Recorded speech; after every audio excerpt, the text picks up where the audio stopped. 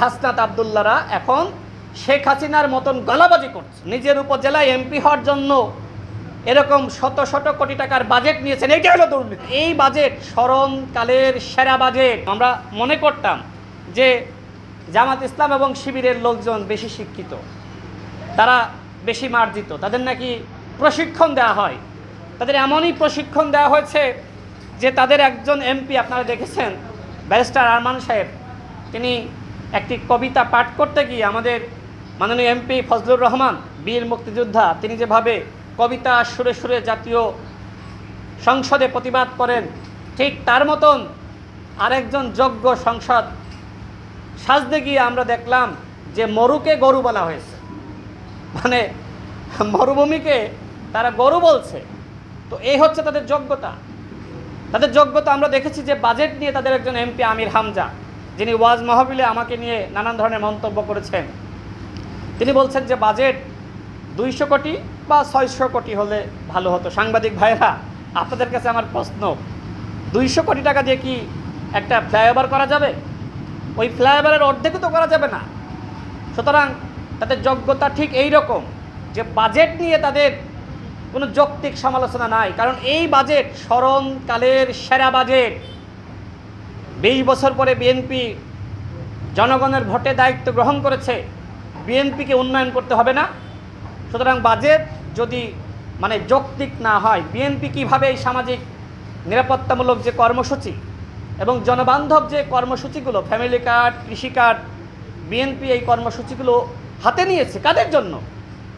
যাতে করে গরিব মানুষেরা তাদের ভারসাম্য থাকে ধনীদের সাথে। দেখেন না এই বাজেট বলছেন যে যারা ঋণ খেলাপি তারাও নাকি এই সংসদে রয়েছে। হাসনাত আব্দুল্লাহ নাকি লজ্জা লাগছে এই সংসদ শেয়ার করতে। হাসনাত আব্দুল্লাহ বলছে যে আমি 1 টাকারও দুর্নীতি করি নাই, যদি কেউ 1 টাকার দুর্নীতির প্রমাণ করতে পারে আমি এই সংসদ থেকে ইস্তফা দিব। চোরের মায়ের বড় গলা। এ গ্রেড ক্লিংকারের কনফিডেন্স সিমেন্ট, বাংলাদেশের হৃদয় জুড়ে। শেখ হাসিনা ঠিক এই ভাষায় কথা বলতো যে যদি কেউ আমার 1 টাকার দুর্নীতির প্রমাণ করতে পারে তাহলে আমি দায়িত্ব ছেড়ে দিব। ঠিক হাসনাত আব্দুল্লাহরা এখন শেখ হাসিনার মতন গলাবাজি করছে।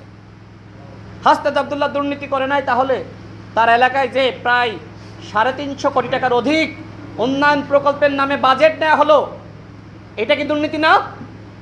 নিজের এলাকায় অন্য এলাকা বঞ্চিত করে, অন্য এলাকার মানুষকে বঞ্চিত করে, এই ঝিনাইদহ এলাকার মানুষকে বঞ্চিত করে হাসনাত আব্দুল্লাহর কুমিল্লায় শুধুমাত্র উন্নয়ন প্রকল্পের নামে যে লুটপাটের প্রকল্প নেওয়া হয়েছিল, এটা কি দুর্নীতি নয় বন্ধুগণ?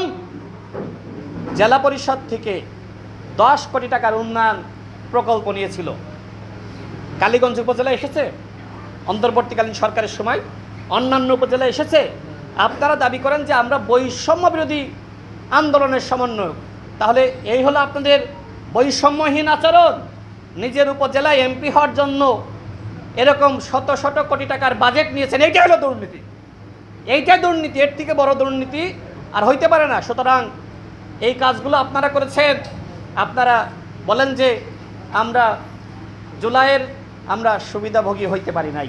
আরে বাংলাদেশে যে জামাত ইসলাম বিরোধী দল হয়েছে, এর থেকে বড় সুবিধাভোগী আর কে হইতে পারে? এই জুলাইয়ের কারণেই তো হয়েছে। এনসিপি একটি দল গঠন করেছে, এই জুলাইয়ের কারণেই তো হয়েছে। সুতরাং জুলাইয়ের সবথেকে বেশি সুবিধা জামাত এবং এনসিপি ভোগ করেছে। আর বাংলাদেশে অতীতে বিএনপি ক্ষমতায় ছিল না? বাংলাদেশে যদি জুলাই না হয়ে একটি সুষ্ঠু নির্বাচন হতো, বিএনপি ক্ষমতায় আসতো না?